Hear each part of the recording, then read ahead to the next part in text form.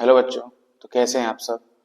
जैसा कि आप जानते होंगे कि मेरा नाम अमन सोनी है और मैं 9 10 साइंस पढ़ाता हूँ और 11 12 बायोलॉजी पढ़ाता हूँ। 9 10 साइंस की तो आपको इस चैनल पर काफ़ी वीडियोस मिल जाएंगी, पर मैंने अब शुरू किया है क्लास 11th। बिल्कुल एनसीईआरटी बेस लेके चलते हैं और मेरे पास काफ़ी 11 12 के जो बच्चे हैं, उनकी क्वेरी आती है, सर एनसीईआरटी को एक बार पढ़ा दो सिंपल एंड शॉर्ट में। तो मैंने शुरू किया है एनसीईआरटी को सिंपल भाषा में आपको पढ़ाना, जिससे कि आप लोग 11th का जो बेस है वो स्ट्रांग हो सके आप लोगों का। 12th तो आप पढ़ते ही हो बिकॉज बोर्ड की क्लास होती है, पर जो नीट का एग्जाम जो देते हैं, है ना, 180 क्वेश्चन आते हैं नीट में बायोलॉजी से और 90% एनसीईआरटी से ही फंस जाते हैं। तो हम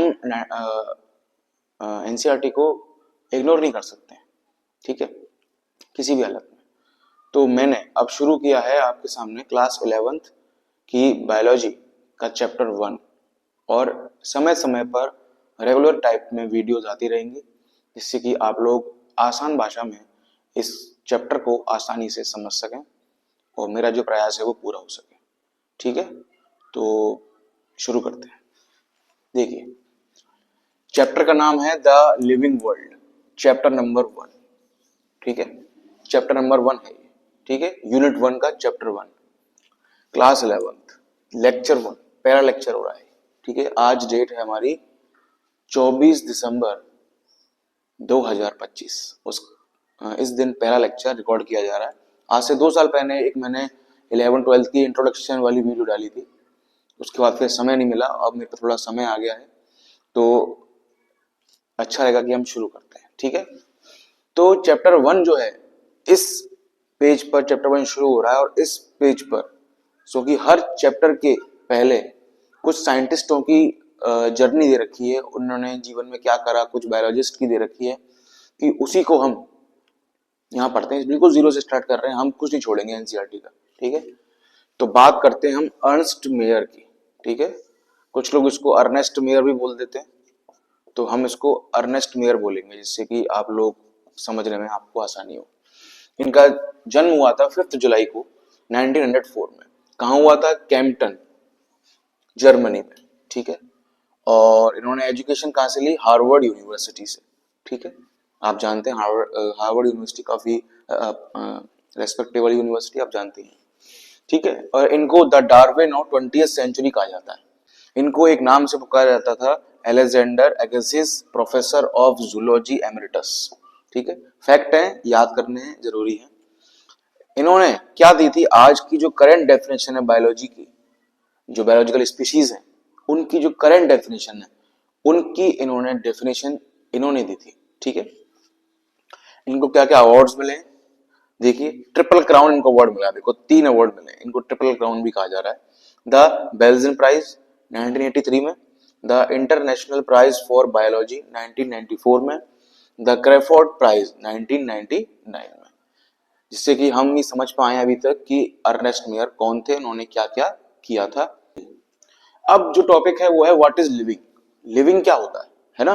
तो लिविंग क्या होता है कि बुक के अकॉर्डिंग, बुक ने बहुत ही सिंपल भाषा समझाया है, पर मैं आपको और सिंपल कर देता हूं कि बुक ने पहली बात करी है ग्रोथ के बारे में, कि क्या ग्रोथ लिविंग का एक डिफाइनिंग कैरेक्टरिस्टिक है, कि ग्रोथ को हम कह सकते हैं कि कोई लिविंग ही ग्रोथ कर सकता है। इसको हम आगे पढ़ते हैं। देखिए बेटा, ग्रोथ जो है, इसके 2 कैरेक्टर मानेंगे कि ग्रोथ कब होगी। पहला है कि अगर किसी चीज में, किसी भी ऑर्गेनिज्म में या फिर किसी में भी नंबर में इंक्रीमेंट हो रहा हो, इंक्रीज हो रहा हो नंबर उसका, 1 का 2, 2 का 4, 4 का 6, 6 का 10, कुछ भी हो सकता है, और उसका मास भी इंक्रीज होना चाहिए। ऐसा ग्रोथ की प्रॉपर्टी फिलहाल कह रही है। ठीक है, multicellular organisms and unicellular organisms grow by cell division. आप जानते हो मल्टीसेलुलर ऑर्गेनिज्म क्या होते हैं? जिनके अंदर एक से ज्यादा सेल होती है और सारा काम एक सेल नहीं करती है, सारा काम मिलके एक सेल टिश्यू बनाते हैं, टिश्यू का सिस्टम बनता है, फिर ऑर्गन बनता है। इसी को हम मल्टीसेलुलर ऑर्गेनिज्म कहते हैं, जैसे कि अपन लोग। दूसरा है यूनिसेलुलर ऑर्गेनिज्म, जैसा कि अमीबा, पैरामीशियन में एक ही सेल होती है, वो एक ही सेल जो है पूरा काम करती है बॉडी का। ठीक है, और वो जो ग्रो होते हैं वो सेल डिवीजन के द्वारा ग्रो होते हैं, ऐसा एनसीईआरटी ने हमसे कहा है।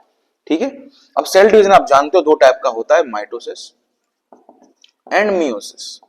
आगे आने वाले चैप्टर्स में इनको भी अपन डिटेल में पढ़ेंगे, जबकि ये आपने 9th में भी पढ़ी है, चैप्टर 5 में लास्ट के पेज पर है डायग्राम इसका, कोई बात नहीं, भूल जाते हैं। Non livings also grow. अब बुक कह रही है कि भैया कि नॉन लिविंग्स भी तो ग्रो होते हैं, कैसे? जैसे माउंटेन्स हैं, पहले छोटे माउंटेन्स होते हैं, फिर वो धीमे धीमे बड़े हो जाते हैं, तो मतलब क्या ये लिविंग ऑर्गेनिजम्स हैं? दूसरा, बोल्डर्स क्या होते हैं? महाशिलाएं, बहुत बड़े बड़े पत्थर होते हैं, वो भी उनके ऊपर रेत जमा होती जाती है, समय के साथ साथ वो भी अपना साइज बढ़ा लेते हैं, है ना। तीसरा है सैंड माउंट्स। सैंड माउंट्स यानी कि रेत का ढेर। अब रेत एक जगह इकट्ठी हो जाएगी, फिर उस पर भी और रेत आती जाएगी, है ना, रेत आती जाएगी, तो ऐसा माना जा रहा है कि सब कुछ इकट्ठा हो रहा है और उसकी साइज में ग्रोथ हो रहा है, बिकॉज साइज में भी ग्रोथ हो रहा है, मास में ग्रोथ हो रहा है, बढ़ता जाएगा तो उसका मास भी बढ़ता जाएगा। और नंबर, जैसे कि एक बनी, फिर और बनी, फिर और बनी, ठीक है। तो हम कह सकते हैं कि ग्रोथ को अपन लिविंग ऑर्गेनिज्म का एक कैरेक्टरिस्टिक फीचर नहीं कह सकते, क्योंकि लिविंग भी ग्रोथ कर रहा है और नॉन लिविंग भी ग्रोथ कर रहा है। भाई लिविंग का कैरेक्टरिस्टिक वो होना चाहिए जो सिर्फ लिविंग में दिखे, ठीक है। तो हम कह सकते हैं so growth can not be taken as defining property of living organism, क्योंकि ये भी तो ग्रो कर रहे हैं और ये सब के सब कैसे हैं? नॉन लिविंग ऑर्गेनिजम्स हैं, ठीक है। तो इसको हम नहीं कह सकते कि ये ग्रोथ कर रहे हैं, है ना। तो ग्रोथ को हम एक डिफाइनिंग प्रॉपर्टी नहीं मानते किसकी? लिविंग ऑर्गेनिज्म की। तो बच्चों अभी हमने ग्रोथ पढ़ा, और दूसरा अब जो एनसीईआरटी हमसे बात कर रही है वो है रिप्रोडक्शन के बारे में, कि रिप्रोडक्शन क्या एक डिफाइनिंग प्रॉपर्टी होता है लिविंग का? देख बेटा, मल्टी सेल ऑर्गेनिज्म जो होते हैं वो अपने पेरेंट्स जैसे ही दिखते हैं, क्योंकि आपने 10th क्लास में पढ़ा था हाउ डू ऑर्गेनिज्म रिप्रोड्यूस, उसमें वेरिएशंस के कारण वो सेम दिखते हैं, कुछ कुछ एकदम फोटोकॉपी नहीं होते, है ना, क्योंकि उनके बीच में क्या हो रहा है? सेक्सुअल रिप्रोडक्शन, ठीक है। फंगस जो होती है उसके अंदर बहुत सारे स्पोर्स होते हैं, वो भी पैदा किसकी वजह से होते हैं? रिप्रोडक्शन के द्वारा। इसके बारे में और आगे पढ़ेंगे, ठीक है। यीस्ट एंड हाइड्रा, आपने यीस्ट और हाइड्रा 10th क्लास में भी पढ़े हैं। यीस्ट और हाइड्रा दोनों बडिंग से ही अपना रिप्रोडक्शन करते हैं, है ना। जैसे ये हाइड्रा होता है अपनी बॉडी से एक पार्ट निकाल देता है, उसको बड बोलते हैं, फिर बडिंग हो जाती है, ऐसे यीस्ट करता था। प्लेनेरिया, ये भी आपने 10th क्लास में पढ़ा है, उसको फ्लैटवर्म बोलते हैं। ये भी किससे बेटा रिप्रोडक्शन करता है? By the process of regeneration, है ना, रीजनरेशन से ये भी अपनी संख्या बढ़ाता है ना।